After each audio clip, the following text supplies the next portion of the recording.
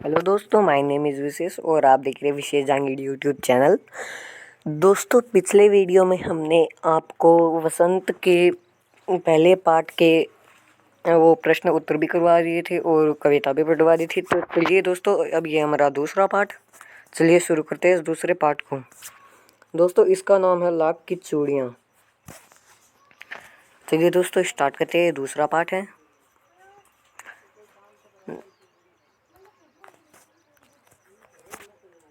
सारे गांव में बदलू मुझे सबसे अच्छा आदमी लगता था, क्योंकि वह मुझे सुंदर सुंदर लाख की गोलियां बना कर देता था। मुझे अपने मामा के गांव जाने का सबसे बड़ा चाव यही था कि जब मैं वहां से लौटता था तो मेरे पास ढेर सारी गोलियां होती, रंग बेरंगी गोलियां जो किसी भी बच्चे का मन मोह लें। वैसे तो मेरे मामा के गांव का होने का कारण मुझे बदलू को बदलू मामा कहना चाहिए था, परंतु मैं उसे बदलू मामा न कहकर बदलू काका कहा करता था। जैसा कि गांव के सभी बच्चे उसे कहा करते थे। बदलू का मकान कुछ ऊंचे पर बना था। मकान के सामने बड़ा सा सहन था जिसमें एक पुराना नीम का वृक्ष लगा था। उसी के नीचे बैठकर बदलू अपना काम किया करता था। बगल में भट्टी दहकती थी जिसमें वह लाख पिघलाया करता था। सामने एक लकड़ी की चौखट पड़ी रहती थी जिस पर लाख के मुलायम होने पर वह उसे सलाख के समान पतला करके चूड़ी का आकार देता था। दोस्तों, आप देख सकते हैं कि किस प्रकार से ये जो बदलू काका ये कैसे अपना काम करता है। और देखो दोस्तों, ये है लाख और ये है लाख की चूड़ियाँ जिसे बदलू काका बना रहा है। ओके दोस्तों, पास में 4-6 विभिन्न आकार की बेलननुमा मुंगेरियाँ रखी रहती थी जो आग से कुछ पतली और पीछे से मोटी होती। लाख की चूड़ी का आकार देकर वह उन्हें मुंगेरियों पर चढ़ाकर गोल और चिकना बनाता और तब एक एक कर पूरे हाथ की चूड़ियाँ बना चुकने के पश्चात वह उन पर रंग करता। बदलू का यह कार्य सदा ही एक मचिए पर बैठकर किया करता था जो बहुत ही पुरानी थी। दोस्तों, इस चित्र में आप देख सकते हैं ये बदलू काका जो है इस मचिया पर बैठा है। ये बदलू काका की मचिया है। ओके, बगल में ही उसका हुक्का रहा करता था। देखिए दोस्तों, ये रहा बदलू काका हुक्का। हुक्का ये रहा बदलू काका का, जिसे वह बीच बीच में पीता रहता था। गांव में मेरा दोपहर का समय अधिकतर बदलू के पास बीतता। वह मुझे लल्ला कहा करता था और मेरे पहुंचते ही मेरे लिए तुरंत एक मचिया मंगाता। मैं घंटों बैठे बैठे उसे इस प्रकार चूड़ियाँ बनाते देखता रहता। लगभग रोज ही वह 4-6 जोड़े चूड़ियाँ बनाता। पूरा जोड़ा बना लेने पर वह उसे बेलन पर चढ़ाकर कुछ क्षण चुपचाप देखता रहता, मानो वह बेलन न होकर किसी नववधू की कलाई हो। बदलू मनिहार था। चूड़ियाँ बनाना उसका पैतृक पेशा था और वास्तव में वह बहुत ही सुंदर चूड़ियाँ बनाता था। उसकी बनाई हुई चूड़ियों की खपत भी बहुत थी, यानी उसकी चूड़ियाँ थी, उसकी मांग बहुत थी। लाख की चूड़ियों की मांग बहुत थी, उसके चूड़ियों की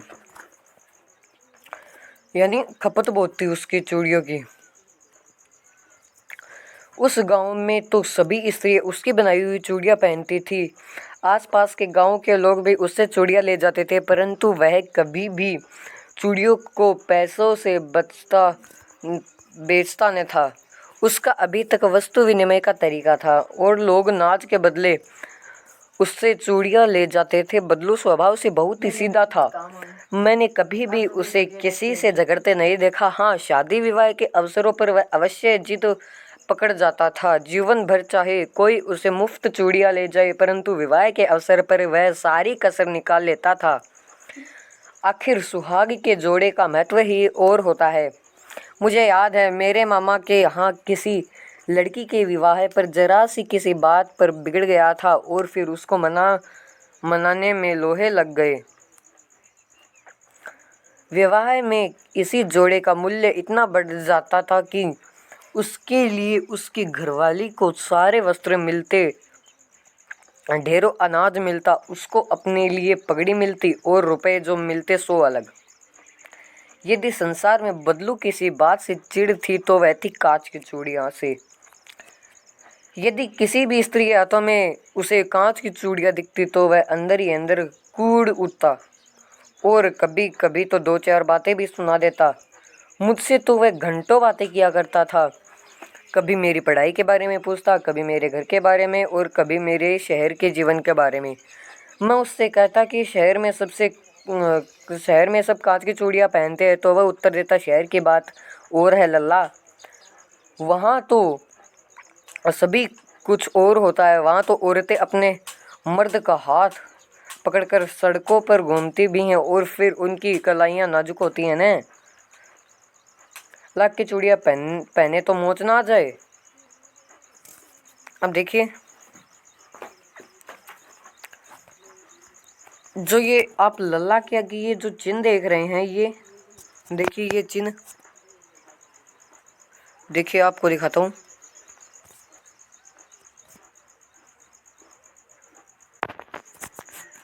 देखिए, आप जो ये चिन्ह देख रहे हैं ना इस लल्ला के आगे, ये आपको पता है, ये चिन्ह पता है आपको कौन सा है? ये चिन्ह है संबोधन चिन्ह। हाँ, देखिए, आप कभी भी देखना संस्कृत की किताब में, ये होता है संबोधन। ये चिन्ह होता है संबोधन का, संबोधन।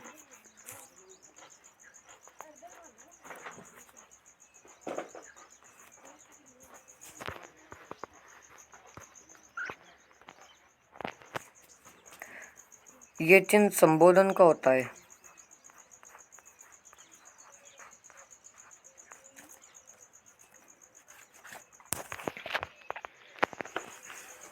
कभी कभी बदलू मेरी अच्छी खासी खातिर भी करता।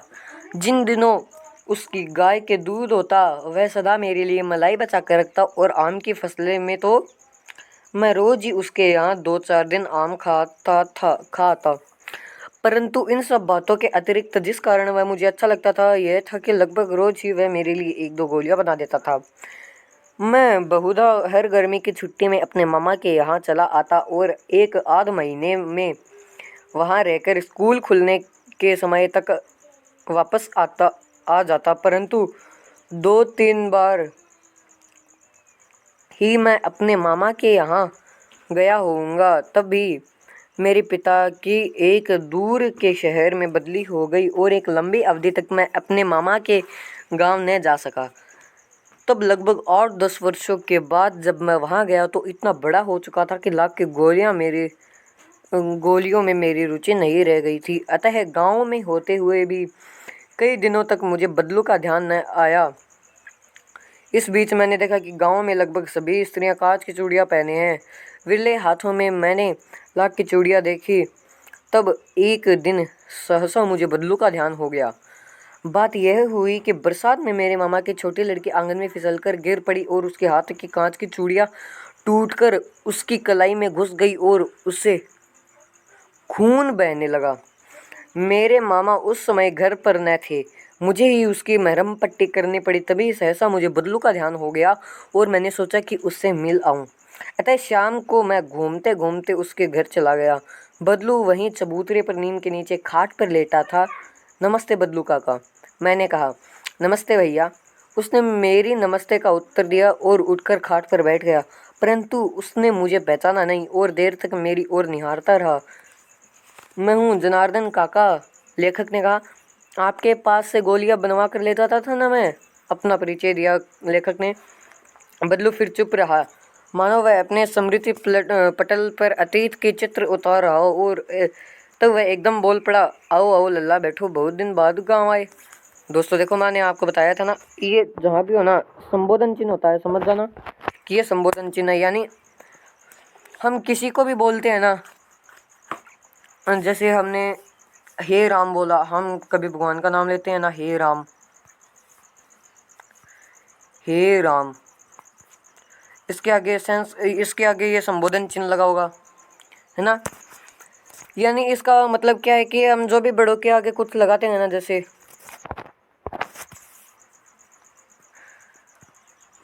अरे काका, उसके आगे हर बार संबोधन चिन्ह आएगा। लल्ला बैठो, बहुत दिन बाद गांव आए। हाँ, इधर आना नहीं हो सका काका, मैंने चारपाई पर बैठते हुए उत्तर दिया। कुछ देर फिर शांति रही। मैंने इधर उधर दृष्टि दौड़ाई, न तो मुझे उसकी मचिया ही नजर आई, नहीं बट्टी। आजकल काम नहीं करते काका, मैंने पूछा। और ये तो आपको पता ही होगा, ये चिन्ह प्रश्नवाचक चिन्ह होता है। यानी हम कोई भी प्रश्न पूछते हैं, जैसे कैसे हो, उसके आगे प्रश्नवाचक चिन्ह लगता है। ये तो आपको पता ही है। मैंने पूछा, यानी लेखक ने पूछा। नहीं लल्ला, काम तो कई साल से बंद है। मेरी बनाई हुई चूड़ियाँ कोई पूछे तब तो। गांव में काज का प्रचार हो गया है। वह कुछ देर चुप रहा, फिर बोला, मशीनी युग है न यह लल्ला। आजकल सब काम मशीन से होता है। खेत भी मशीन से जोते जाते, और फिर जो सुंदरता कांच की चूड़ी में होती है वह लाख की चूड़ियों में कहाँ संभव है। लेकिन कांच बड़ा खतरनाक होता है, बड़ी जल्दी टूट जाता है। मैंने कहा, नाजुक तो फिर होता ही है लल्ला। कहते ही उसे खांसी आ गई और वह देर तक खांसता रहा। मुझे लगा उसे दमा है। अवस्था के साथ साथ उसका शरीर ढल चुका है। उसके हाथों पर और माथे पर नसें उभर आई थी। जाने कैसे उसने मेरी शंका भांप ली और बोला, दमा नहीं है मुझे, फसली खांसी है। यही महीने 2 महीने से आ रही है, 10-15 दिन में ठीक हो जाएगी। मैं चुप रहा, यानी लेखक चुप रहा। मुझे लगा उसके अंदर कोई बहुत बड़ी व्यथा छिपी है। मैं देर तक सोचता रहा कि इस मशीनी युग ने कितने हाथ काट दिए हैं। कुछ देर फिर शांति रही, जो मुझे अच्छी नहीं लगी। आम की फसल अब कैसी है काका, उसने पूछा लेखक ने। कुछ देर पश्चात मैंने बताया। विषय बदलते हुए पूछा, यानी वो उसे चुप रहना अच्छा नहीं लगा। उसने कोई प्रश्न कर ही लिया, जैसे काका, आम की फसल अब कैसी है। अच्छी है लल्ला, बहुत अच्छी है, उसने लहक कर कहा, उत्तर दिया। और अंदर अपनी बेटी को आवाज़ दी, रज्जो, रियो रज्जो, लल्ला के लिए आम तो ले आ। फिर मेरी ओर मुखातिब होकर बोला, माफ़ करना लल्ला, तुम्हें आम खिलाना भूल गया था। नहीं नहीं काका, आम तो इस साल बहुत खाए हैं, लेखक ने कहा। वाह वाह, बिना आम खिलाए कैसे जाने दूंगा तुमको, यानी बदलो काका ने कहा लेखक के। मैं चुप हो गया। मुझे भी दिन याद आए जब वह मेरे लिए मलाई बचा कर रखता था। गाय तो अच्छी है ना काका, मैंने पूछा, यानी लेखक ने पूछा। गाय कहाँ है लल्ला, यानी अब ये संबोधन चिन्ह लग गया। यानी अरे लल्ला, गाय कहाँ है, संबोधन चिन्ह आते ही ऑटोमेटिक आना, यानी अपने आप ही बदलाव आ जाता है शब्द में, वो क्या तो बोलते हैं, वाक्य में अपने आप ही बदलाव आ जाता है। आप कभी भी देख लेना, संस्कृत पढ़ना, आप संस्कृत भी पढ़ाऊंगा हिंदी का पूरा कोर्स होने के बाद। 2 साल हुए बेच दी, कहाँ से खिलाता। इतने में रज्जो, उसकी बेटी, अंदर से एक डलिया में ढेर से आम ले आई। यह तो बहुत है काका, इतने कहाँ खा पाऊंगा, मैंने कहा। वाह वाह, यानी अब देखिए इसमें भी संबोधन चिन्ह लग गया। अरे वाह वाह, आ गया ना अपने आप वाक्य में बदलाव। वह हंस पड़ा। शहरी ठहरे न, मैं तुम्हारी उम्र का था तो इसके चौगुने आम एक वक्त में खा जाता था, यानी एक वक्त में खा जाता था। आप लोगों की बात और है, मैंने उत्तर दिया, यानी लेखक ने उत्तर दिया। अच्छा बेटी, लल्ला को 4-5 आम छाट कर दो, सिंदूरी वाले देना, देखो लल्ला कैसे है। इसी साल यह पेड़ तैयार हुआ है। रज्जो ने 4-5 आम अंजुली में लेकर मेरी ओर बढ़ा दिए। आम लेने के लिए